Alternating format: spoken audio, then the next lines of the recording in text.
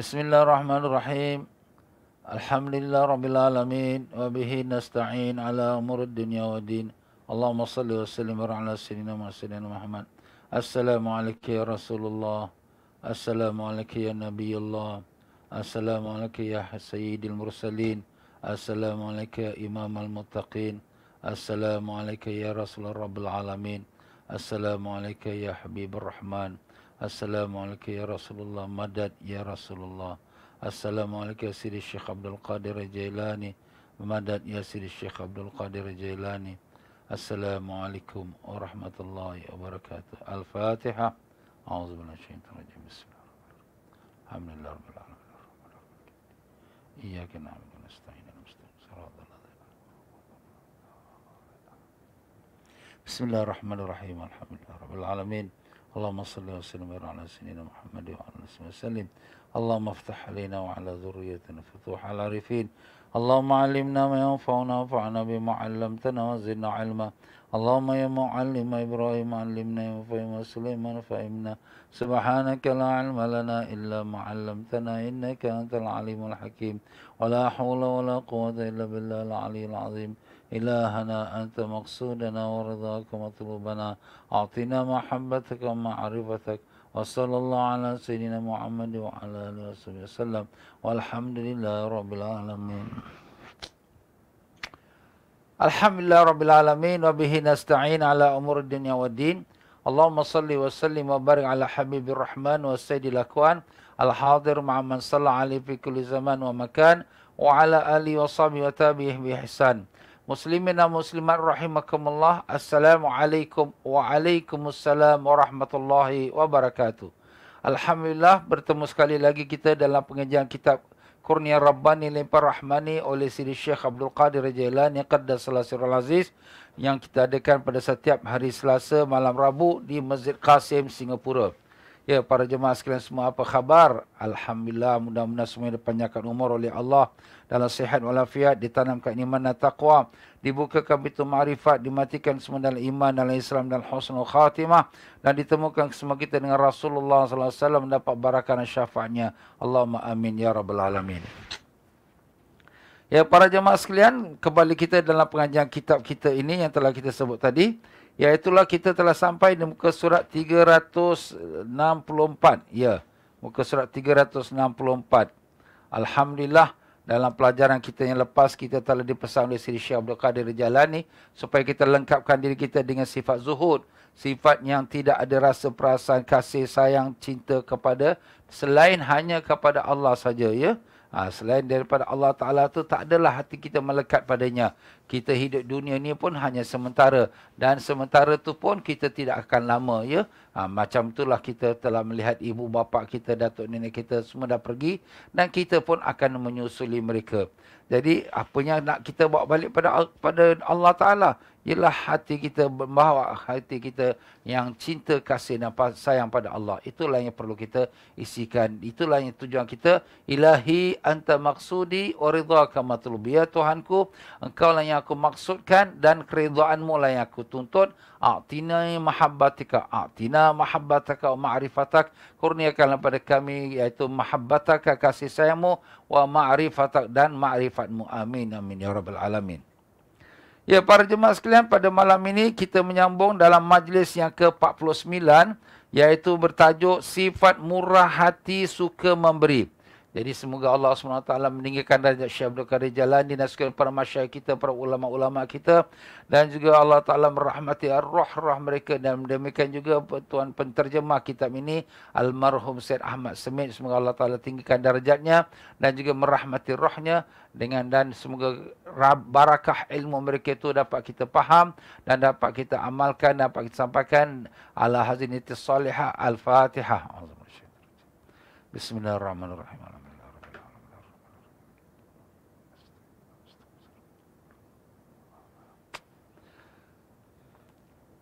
Maka berkata Tuan Mengarang kita rahimahullah ta'ala wa nafa'anallah biyabikum fid dari amin. Telah berkata Sidi Syekh Muhyiddin Abu Muhammad Abdul Qadir Jailani radhiyallahu an di madrasahnya pada hari Jumaat 11 Syakban tahun 545 Hijrah.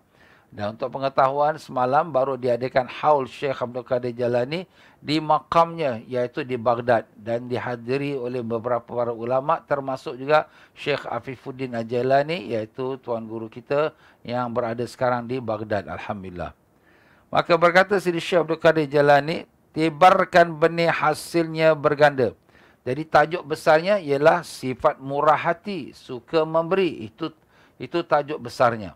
Tapi macam mana nak dapatkan sifat tersebut? Maka tibarkan benih hasilnya berganda. Tibarkan maknanya bersedekah, berkhairat.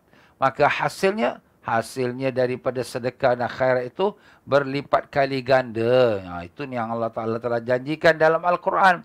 Begitu juga dalam hadis. Man ja'a bil hasanati falahu asyru amsalihah. Siapa yang datang ke akhirat dengan membawa satu kebaikan, dia pahalanya digandakan 10 kali ganda. Itu dia. Kalau jalan fisabilillah, maka digandakan dia sampai 700 kali ganda. Wallahu yudha'ifu liman yasha. Dan Allah mengganda-gandakan lagi kepada siapa yang Allah kehendaki. Itu terserah pada ihsan Allah Ta'ala pula.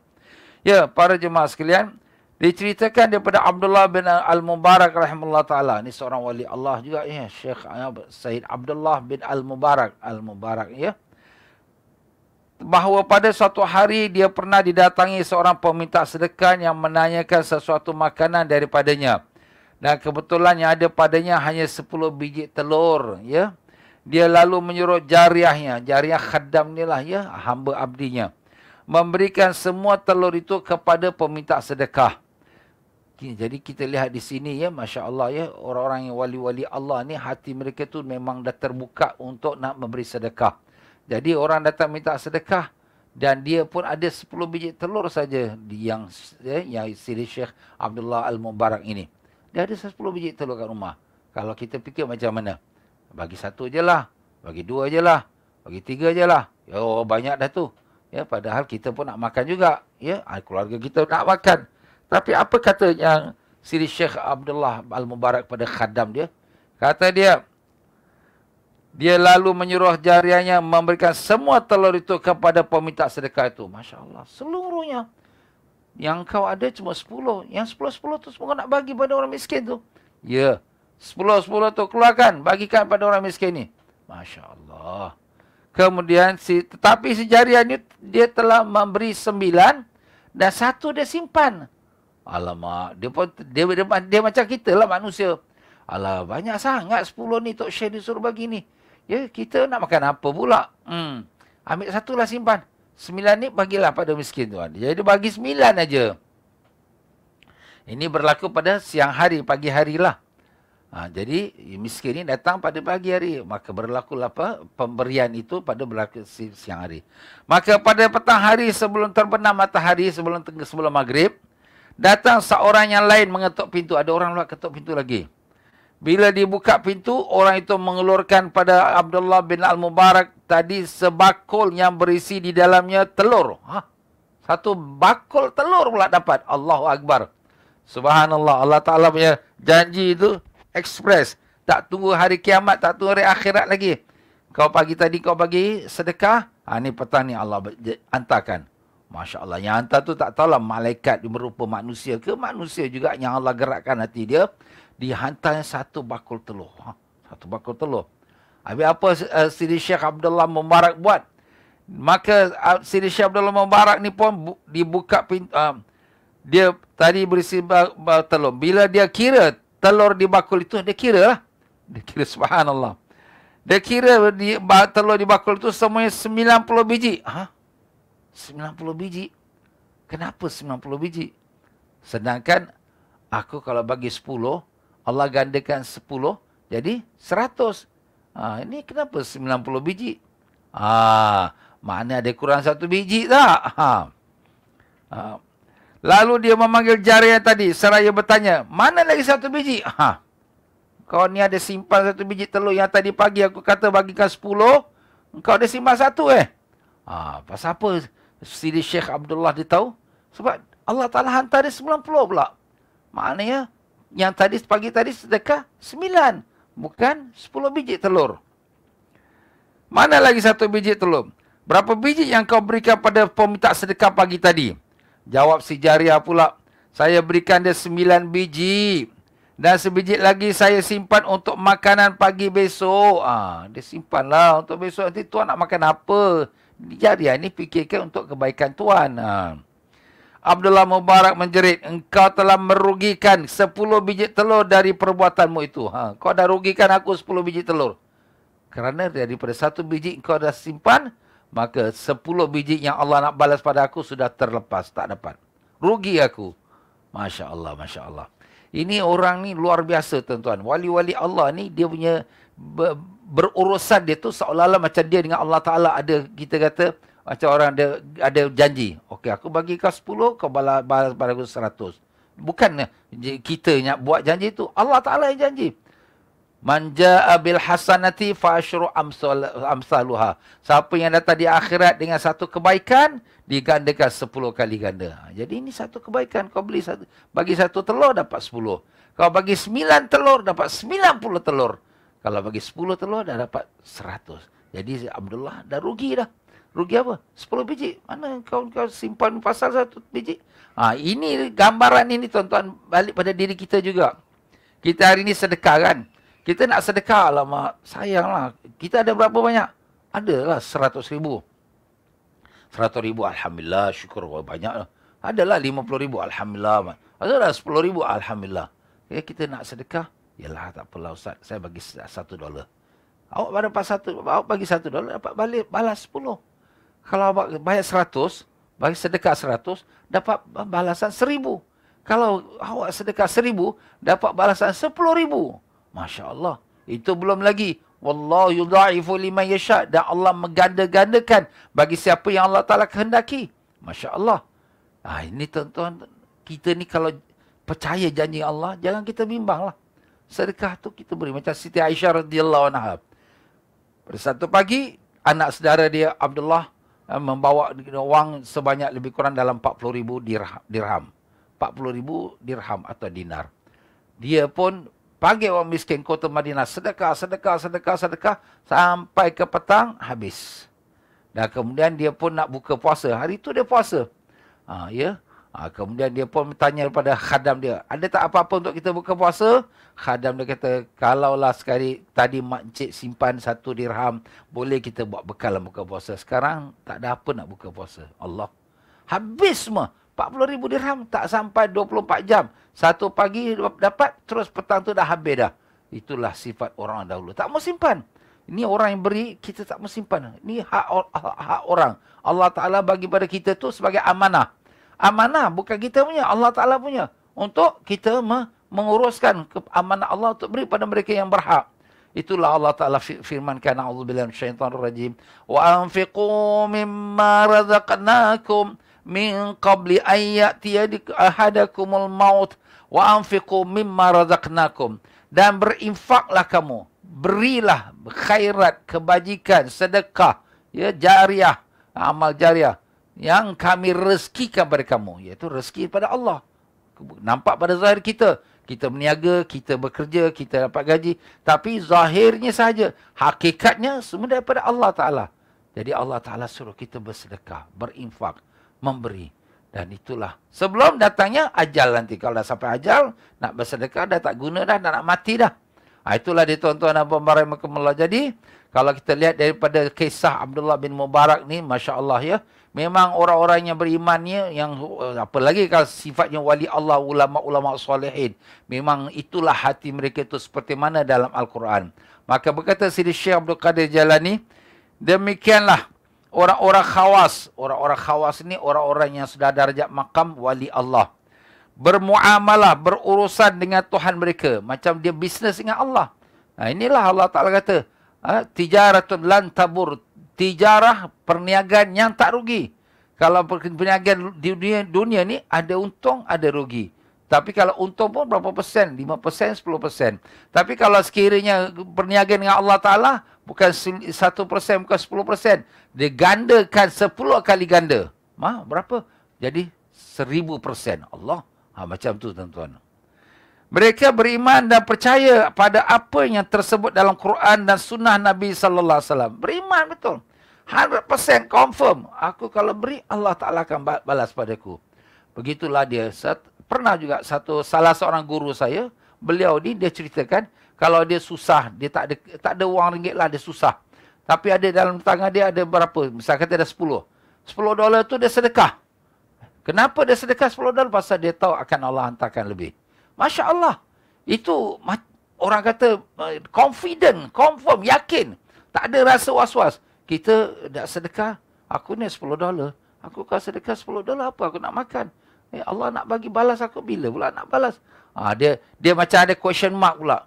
Bagi wali-wali Allah ni, para ulama-ulama salihin, ya ini Allah punya. Allah dah janji, dah tepat. Allah, innallaha la yukhliful mi'ad. Allah tak mungkir janji. Pasti garanti akan diberi. Maka disedekahkan $10.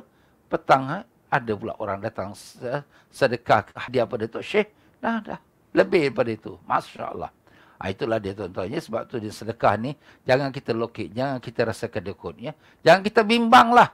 Takkan miskin orang yang bersedekah. Takkan miskin. Ya, kalau yang jadi orang kata muflis, yang bankrupt tu, maaflah ya.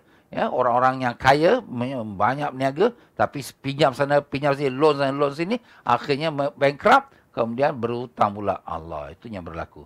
Tapi kalau orang yang bersedekah, dia tak akan menjadi orang yang miskin. Susah, yes, tapi nak jadi miskin, apa-apa kedana, tidak. Sebab susah itu perkara biasa. Wali-wali Allah pun, Nabi pun hidup dalam keadaan susah juga ya.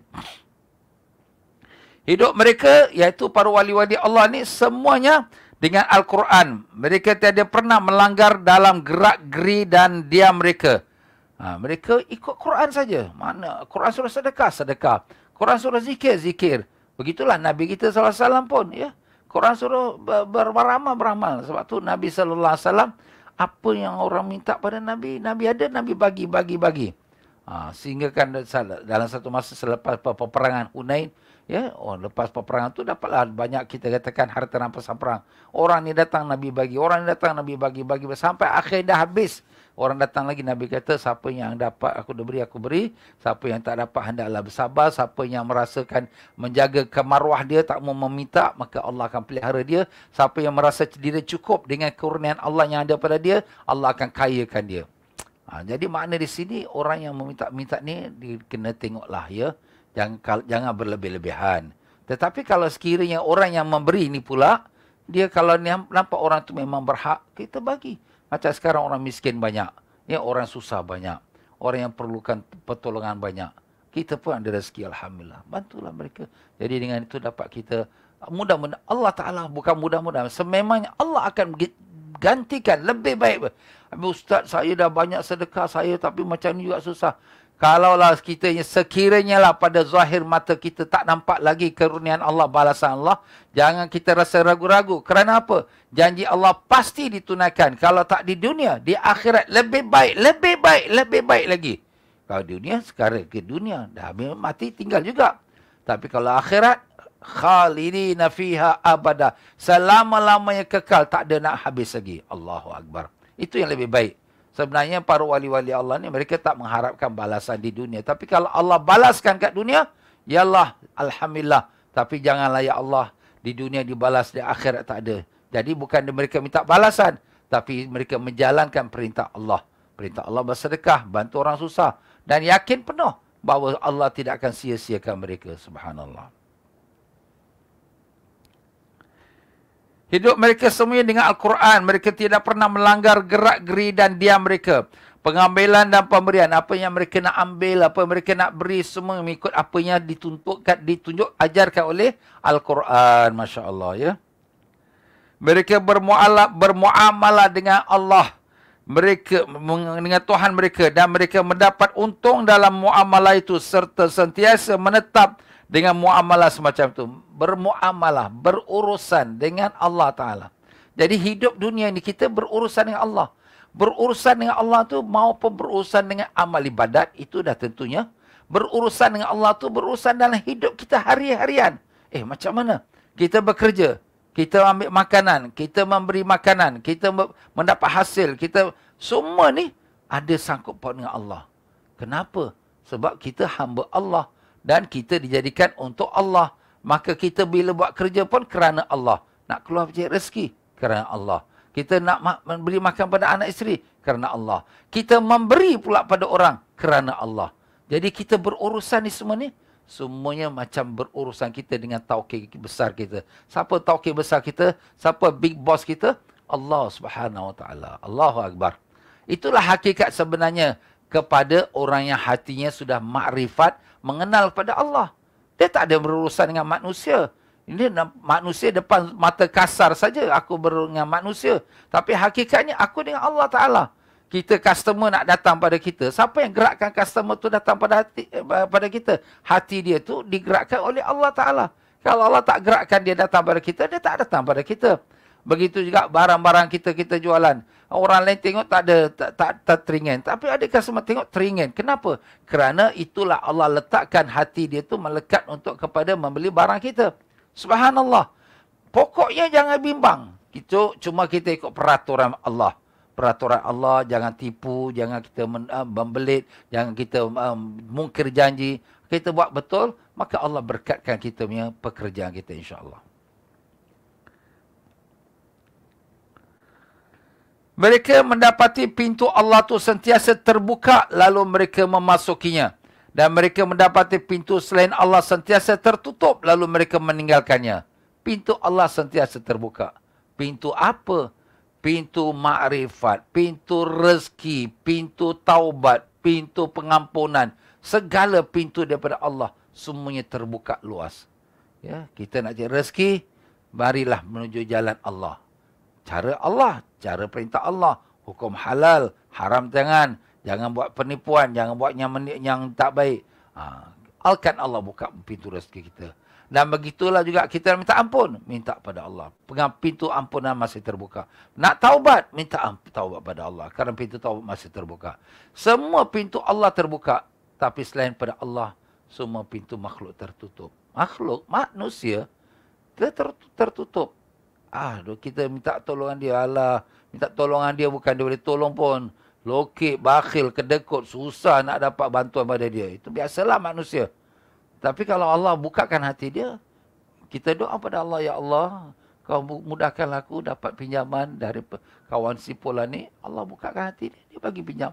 Itu pada zahirnya manusia yang beri. Tapi hakikatnya Allah yang bukakan hati dia. Itu dia tuan-tuan. Jadi muamalah kita, berurusan kita, jangan sedikit pun tertinggal. Jangan sedikit pun terlupa daripada sangkut paut kita dengan Allah Ta'ala. Minallah ilallah ma'allah. Kita datang daripada Allah dan kita akan balik pada Allah dan kita berserta dengan Allah sepanjang hidup kita. Allahu Akbar.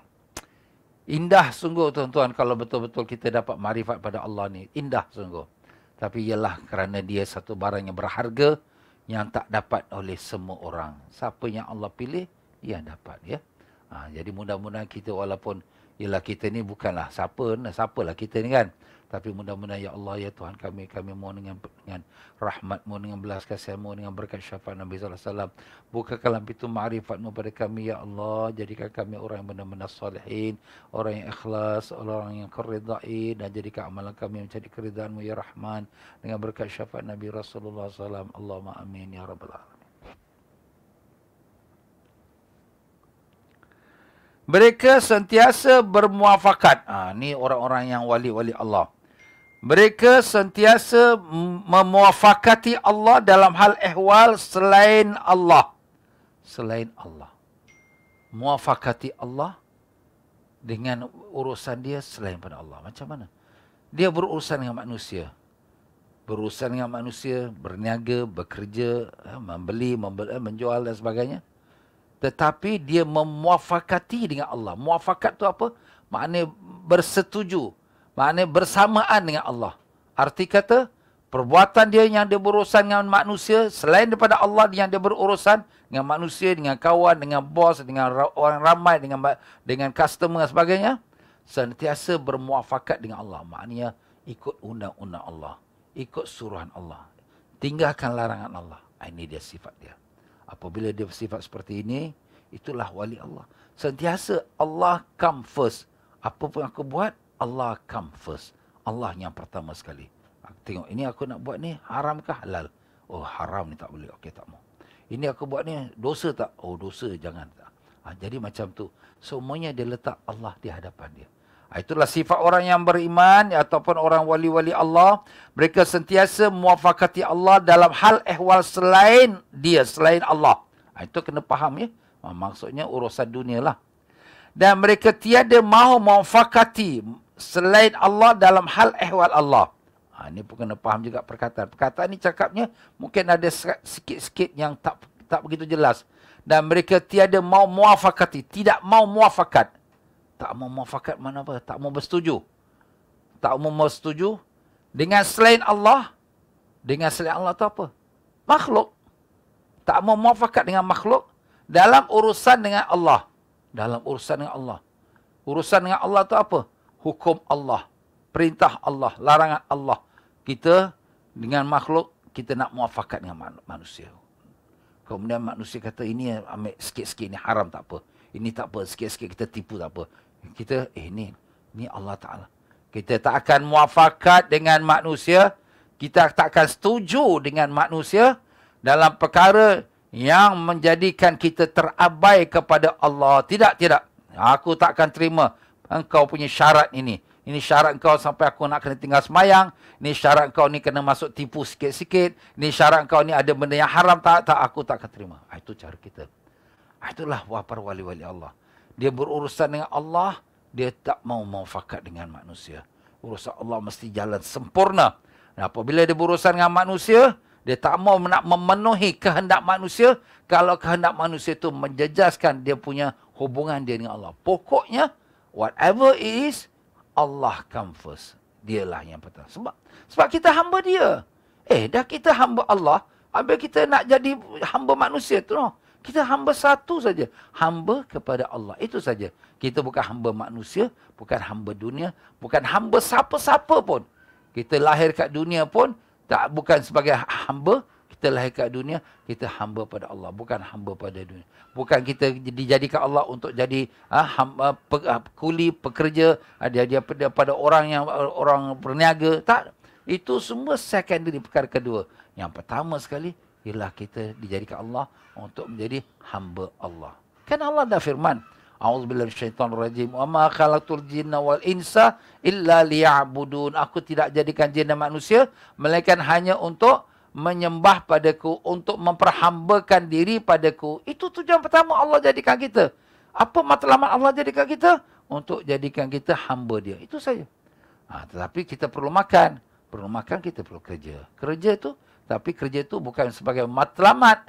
Bukan tujuan. Kerja itu sebagai alat. Alat itu apa? Sebagai untuk kita gunakan dia, dapat rezeki, untuk kita taat pada Allah. Jadi balik pada Allah Ta'ala juga. Itu tuan-tuan. Masya Allah, tabarakallah. Ya Allah, mudahkanlah hati kami terbuka untuk jadi benar-benar mengutamakan Kau dalam segala perkara, Ya Allah. Kami tahu kami lemah, kami dhaif, Ya Allah. Kau tahu keadaan diri kami dengan hidup di dunia akhir zaman, Ya Allah. Bantulah kami, kuatkanlah iman kami, Ya Rahman, dengan berkat syafaat Nabi SAW. Amin, Ya Rabbal Alamin.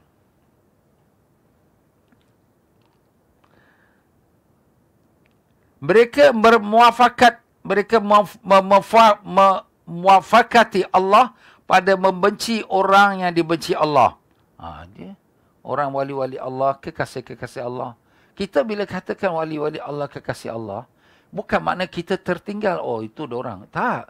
Makna itulah sifat orang mukmin sebenarnya. Sebab siapa orang mukmin? Orang mukmin wali Allah, kekasih Allah. Allahu waliyul ladzina amanu. Allah tu adalah wali kepada sekalian orang beriman. Maknanya Allah sebagai pemimpin bagi sekalian orang beriman. Dan orang beriman, pemimpin dia siapa? Allah. Dan orang beriman tu ialah kekasih Allah. Itu sebenarnya orang beriman. Siapa dia? Kita orang beriman.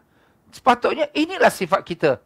Cuma ialah kerana kelemahan diri kita ni, kita tak sampai lagi darjat yang dinamakan wali Allah. Ialah kerana kelemahan kita. Tapi sepatutnya inilah dia sifat yang perlu kita miliki. Hati kita ikut pada perintah Allah. Bagaimana perjanji Allah, jangan ada was-was dan ragu-ragu. Dan begitu juga kita dalam berurusan dunia kita, Allah come first. Pertama sekali Allah. Keutamaan bagi Allah. Undang-undang Allah yang pertama. Yang lain semua kemudian. Jadi hati kita Tak ada muafakat sama manusia. Biar manusia tak suka kita tak apa. Tapi hati kita muafakat dengan Allah Ta'ala. Mereka memuafakati Allah pada membenci orang yang dibenci Allah. Siapa yang Allah benci, mereka akan benci. Dan pada mencintai orang yang dicintai oleh Allah. Siapa yang Allah cinta? Para wali-wali Allah. Oh, kita pun kasih pada mereka. Jadi apa yang Allah Ta'ala suka, kita suka. Apa Allah benci, kita benci. Allahu Akbar. Sebab itu ada setengah orang mengatakan, sentiasa muafakati Allah dalam perkara makhluk dan jangan muafakati makhluk dalam perkara Allah. Itu di ringkasannya. Sentiasa muafakat, maknanya bersetuju bersama dengan Allah dalam semua perkara makhluk. Tapi jangan bersetuju dengan makhluk dalam perkara urusan Allah. Urusan Allah, Allah akan first. Makhluk nanti dulu. Makhluk kata, kau datang ni, semayang. Saya semayang, tak boleh. Okey, kau kena buang kerja. Ya, buang. Aku tetap akan mengikuti perintah Allah. Tak boleh kita tinggalkan perintah Allah. Kerana nak majikan punya kehendak, kita nak tinggal perintah Allah. No. Ustaz, sekarang kita susah di kerja. Tak apa. Kalau sekarang susah cari kerja, insyaAllah Allah bagi kerja yang lain. Gaji kecil tak apa, tapi berkat ada. Itu yang pentingnya berkat. Ya. Sebab itu setengah orang mengatakan sentiasa muafakati Allah dalam perkara makhluk. Dan jangan muafakati makhluk dalam perkara Allah. Akan terpatah-patah siapa yang terpatah-patah. Dan akan tercantum-cantum siapa yang tercantum-cantum. Maknanya di sini, orang kita ni berhubungan dengan Allah. Ya, kita kena utamakan kepentingan Allah dahulu. Bukan Allah tu perlukan kepada kita. Allah tak perlu pada kita. Tapi kita yang perlu kepada Allah. Kita perlu menunaikan kewajipan kita sebagai hamba kepada Dia. Dan Dia Tuhan, kita hamba, kita tunaikan. Jadi, apa nak jadi-jadilah. Kita melakukan perkara yang, orang ni tak suka lah. Nanti kita kena buang kerja. Habis mana kita nak kena buang-buang lah. Terpatah-patah lah. Kalau tercantum lah. Maknanya di sini, apa nak jadi, jadilah. Pokoknya Allah come first. Kita jangan bimbang. Memanglah manusia ditakutkan. Nanti kau susah. Nanti macam mana kerja. Memang itu semua kita tahu. Perkara itu akan berlaku. Tapi kita jangan lupa. Ya, bahawa yang mentadbir alam seluruhnya ialah Allah Ta'ala. Dia lebih berkuasa atas segala. Kita usaha sekadar kemampuan kita. Kemampuan kita, kita usaha. Tapi selebihnya Allah Ta'ala. Jangan kita duduk saja tak ada usaha. Duduk saja tak ada usaha pun, itu bahagian wali yang lebih tinggi bolehlah. Tapi bagi kita ni manusia lemah, kita perlu berusaha. Tapi dalam usaha kita, kita tak mau bercanggah dengan apa yang dikehendaki oleh Allah. Memanglah di akhir zaman ni tak semudahnya. Sebab Nabi dah mengatakan, akan datang satu masa orang yang memegang agama seperti memegang bara api. Oh, panas. Susahlah Ustaz. Ini sikit susah, ini haram, tu sikit haram. Apa ni? Memanglah. Itulah akhir zaman. Apa nak buat? Ya, hidup akhir zaman ni banyak godaan dan cobaan. Tapi kalau orang tu berjaya berjalan hidup di akhir zaman dengan iman, dengan taqwa, dengan ikut perintah Allah, insya-Allah bagi dia darjat yang lebih tinggi di sisi Allah Ta'ala. Kerana dia telah berusaha dan melawan sekalian keadaan yang ada kelilingnya. Kerana Allah memang. Ya. Mudah-mudahan Allah mudahkan, ya Allah. Mudahkanlah kami dalam hidup dunia ini. Untuk menjalani hidup ini dengan kau ridai kami, ya Allah. Kami tak kuat, ya Allah. Kami lemah, kami dhaif, ya Allah. Tolonglah kami, bantulah kami, ya Rahman. Kasihanilah kami, ya Rahim. Dengan berkat syafaat Nabi SAW. Allahumma amin, ya Rabbal Alamin. Kaum khusus itu sentiasa berada di pihak Allah Azza wa Jal. Menyokong Allah ke atas diri mereka sendiri dan ke atas selain Allah. Ini orang wali-wali Allah. Kaum khusus. Orang yang beriman. Sentiasa di pihak Allah. Maknanya Allah. Engkau lah yang pertama dan utama. Engkau lah yang aku lakukan kerana engkau. Tak ada kerana sesiapa. Orang lain selain pada Allah, nanti tak apa. Kemudian tak apa. Tapi Allah no. No compromise. Dengan Allah Ta'ala no compromise. Itu dia punya caranya. Tiada dipedulikan siapa saja yang mencacinya. Mereka tiada takut pada siapa pun dalam menunaikan batasan-batasan Allah dan mendirikan syariatnya.